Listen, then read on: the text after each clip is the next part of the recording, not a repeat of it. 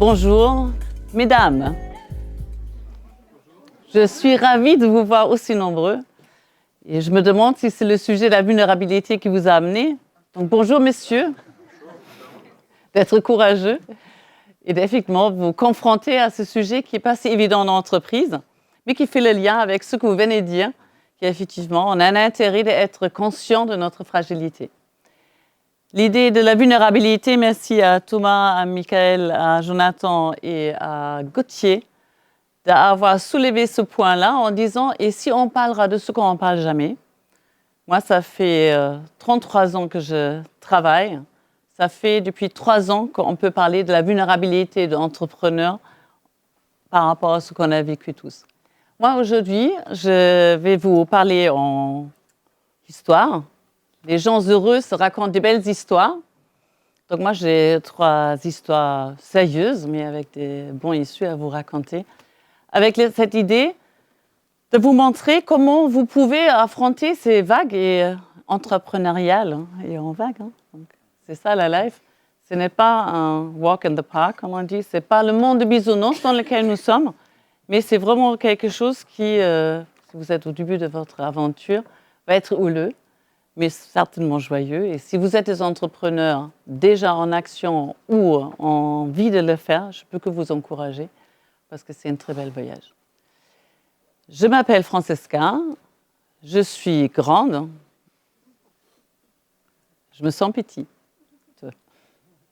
Je suis allemande et je suis créolisée, tropicalisée depuis 33 ans. J'étais importée par Peter, que vous avez vu pour ceux qui étaient au MOCA, parce que j'étais en échec scolaire à 14 ans et parce que je n'ai pas fait très fort à l'école. Donc du coup, le français, ça veut dire je m'appelle Francesca, je ne parle pas français. J'ai quand même fait un bac parce que mes parents m'ont mis en internat de filles. Et quand je voulais faire mes études, c'était effectivement des études internationales entre Londres, Paris et Francfort. Et le français en faisait partie. Donc j'étais très embêtée pour mon stage français que je devais faire dans un pays francophone. Et la chance m'a envoyée à La Réunion, chez Peter, en allemand. Et donc du coup, c'est là que je fais mes premiers pas. Je n'ai pas resté chez Peter parce que sa boîte avait brûlé en 89. Mon stage a brûlé. Ben oui.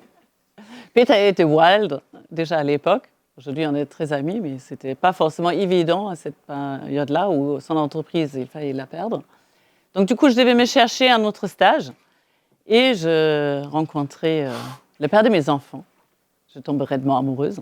Je dis à maman, à 23 ans, je vais m'expatrier à La Réunion, je trouve l'homme de ma vie et je vivrai ici. Ils se sont dit, ma chérie, si tu es heureuse loin de nous, vaut mieux que malheureux proche, vas-y. Donc j'ai pris ma petite valise. J'arrivais ici il y a maintenant 30 ans. Et donc j'ai travaillé chez BFC comme inspecteur commercial. J'avais fait un bac +5 en 3 langues. J'avais l'impression que le monde m'attendait. Ce n'était pas le cas. C'était très difficile. Il y avait le chaudron qui avait brûlé aussi. Donc les entreprises n'avaient pas attendu Francesca qui ne parlait pas français. Et donc c'était un CDD qui a duré 6 mois.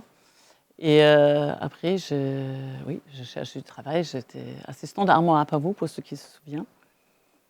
J'étais responsable recouvrement contentieux au Crédit Moderne. Je fais ça pendant 5 ans. J'ai appris le code de commerce et le code de travail et tout ce qui était lié aux procédures de redressement et de liquidation, de tout ce qui était la négociation. Et c'était l'an 2000 et finalement, ce n'était pas très drôle parce que quand votre seule satisfaction, c'est de chercher où l'autre a caché son argent et de le saisir, je trouvais moralement ça quand même un peu lourd.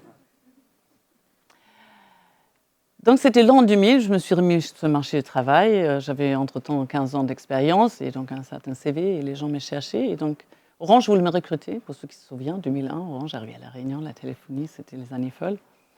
Et donc SFR m'a recruté en me disant, mais non, c'est nous qui vont l'apprendre. Et donc là, j'ai fait une très belle carrière de 11 ans chez SFR et je m'appelais à l'époque encore Lombard et je créais donc toute la partie entreprise chez SFR. Arrivé là, j'ai fait 3 enfants en courant entre 2 portes et je me suis dit, si ma seule vie est ça, c'est peut-être pas satisfaisant. J'ai eu la chance, moi, d'être identifiée dans un pôle de talent et d'avoir eu droit au coaching. En 2007, j'ai découvert le coaching et j'ai dit, je veux devenir coach. Comment on devient coach? Je suis very sérieux, mais c'est ça, ma vraie vie. Donc, ma vraie vie, c'est en 2013, après avoir fait une certification en coaching, executive coaching à l'HEC, j'ai créé mon entreprise qui s'appelle Acte-toi, Action Océan Indien. Et Acte-toi, à toi d'agir. Merci. Il n'y a pas d'hasard, il n'y a que des rendez-vous. Et on fait attention à ces moments où les choses émergent en coaching. On appelle ça un process parallèle. Une synchronicité, bienvenue. Ce que j'avais envie de vous raconter, c'est qu'est-ce qui fait que ça c'est OK, comment être absolument dingue et se faire payer pour.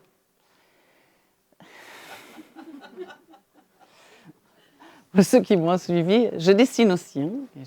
J'accompagne donc aujourd'hui les comités de direction en allemand, en français et en anglais. Dans l'océan Indien, 2/3 de mon temps et 1/3 en Europe, surtout en Allemagne. Je travaille avec des très grandes entreprises et je travaille avec les TPE et je travaille avec les créateurs d'entreprises, des entrepreneurs débutants. Et je le fais avec beaucoup de joie, surtout parce que ça me plaît. Créer une entreprise, c'est une aventure.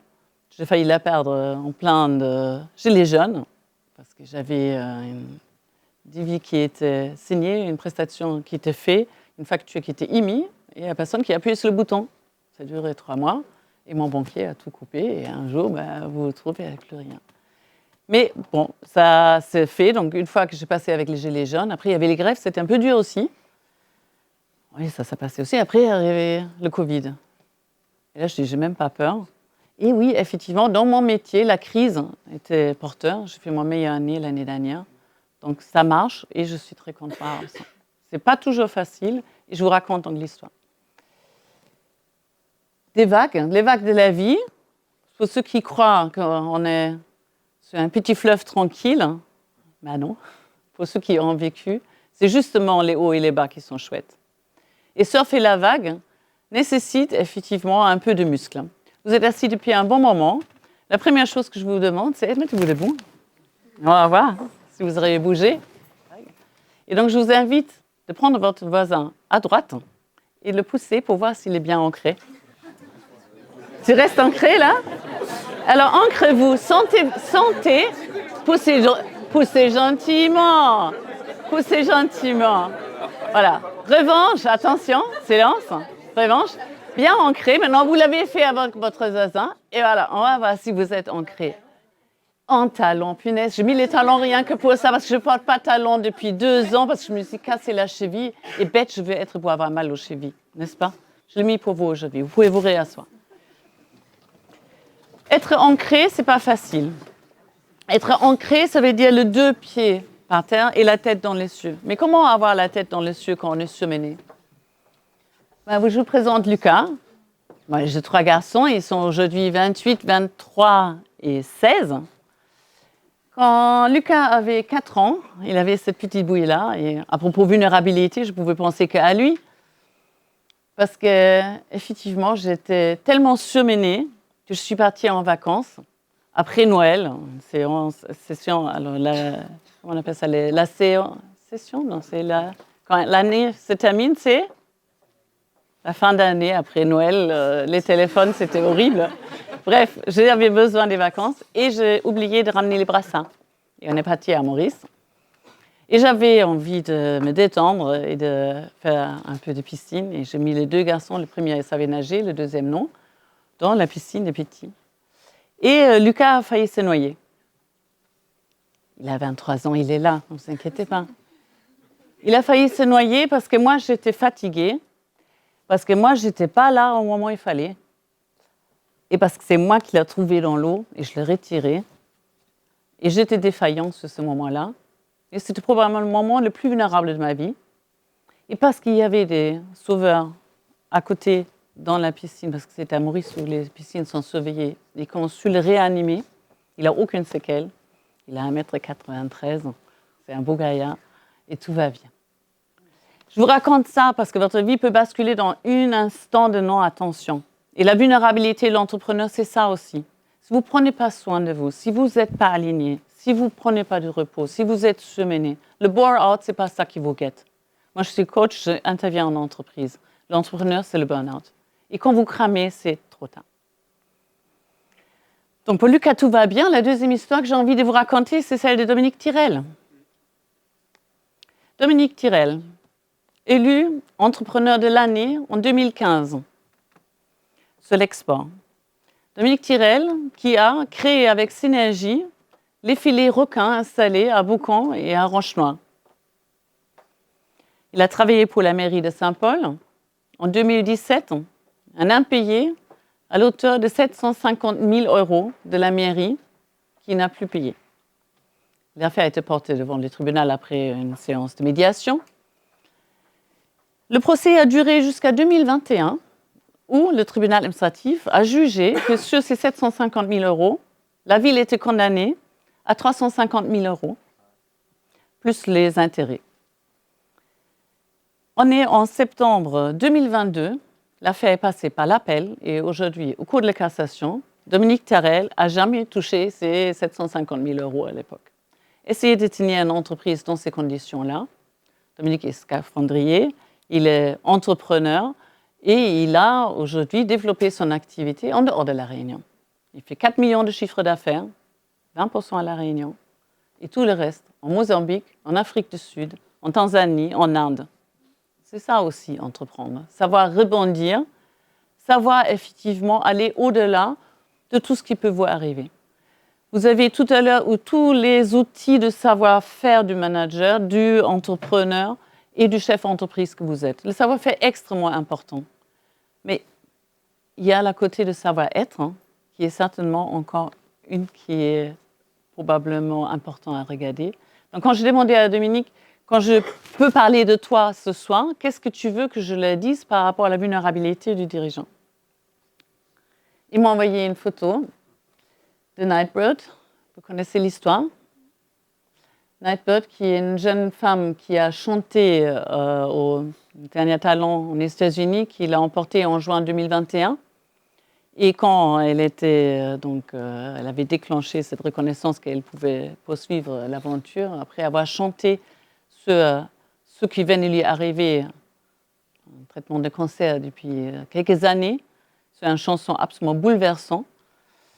Elle disait, "You can't wait until life isn't hard anymore before you can decide to be happy." Il ne faut pas attendre que la vie soit plus dure pour vous.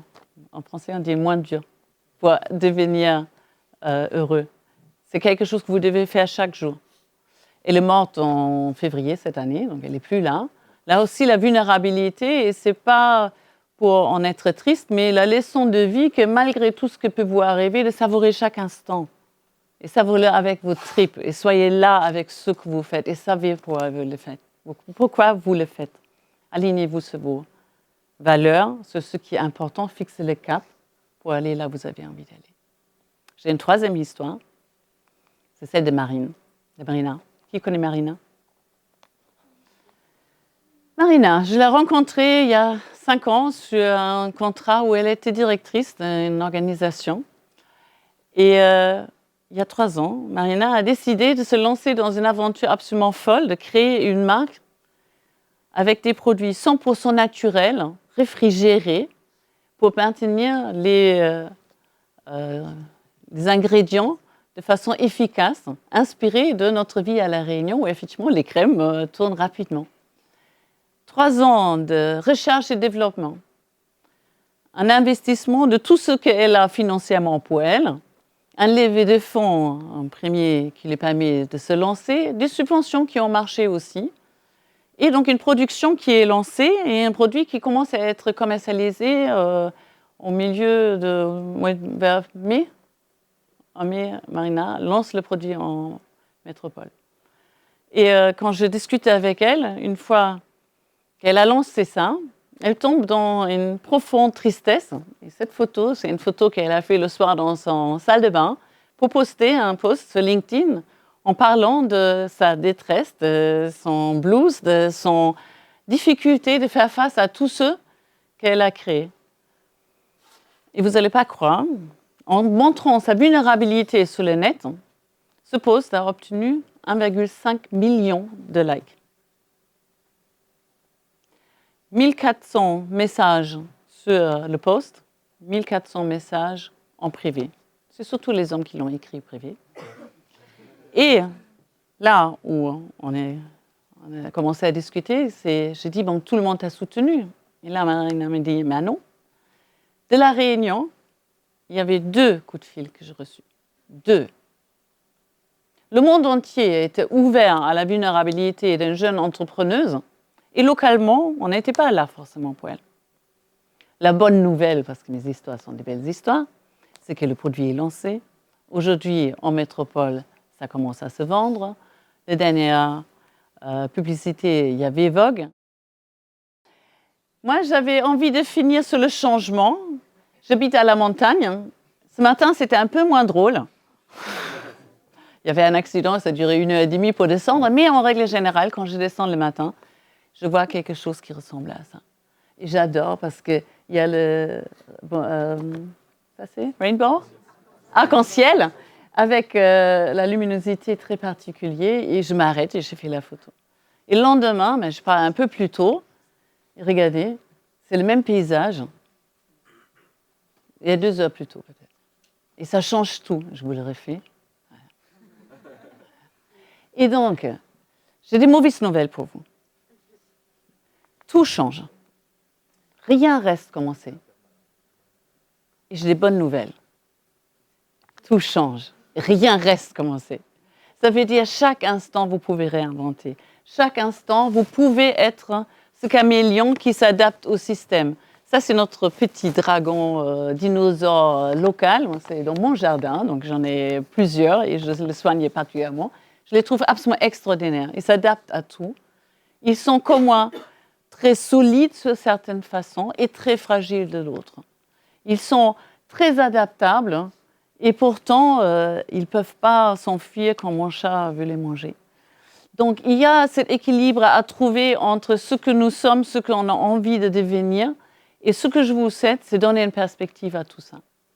Donc, la perspective de la vulnérabilité qui vous habite et avec laquelle vous allez vivre toute votre vie pour prendre soin de vous, comme cette maman baleine de son petit baleineau, de notre île qui est fragile et qui nécessite effectivement beaucoup de soins et qui nous rend heureux tous les jours, avec des perspectives absolument extraordinaires. Et je vous laisse sur un texte qui dit la chose suivante. Je vous souhaite des rêves à n'en plus finir. L'envie furieuse d'en réaliser quelques-uns. Je souhaite d'aimer ce qu'il faut aimer et d'oublier ce qu'il faut oublier. Je souhaite des silences. Je souhaite des chants des oiseaux au réveil et des rires d'enfants. Je vous souhaite de résister à l'enlisement, à l'indifférence et aux vertus négatives de notre époque. Je souhaite enfin de ne jamais renoncer à rechercher, à l'aventure, à la vie, à l'amour, car la vie est une magnifique aventure et nul de raisonnable ne doit y renoncer sans livrer une rude bataille. Je vous souhaite surtout d'être vous, fiers d'être heureux, car le bonheur, c'est notre destin véritable. Osez être vulnérable, et je suis ravie de parler avec vous de tout ça en toute une vie. Merci.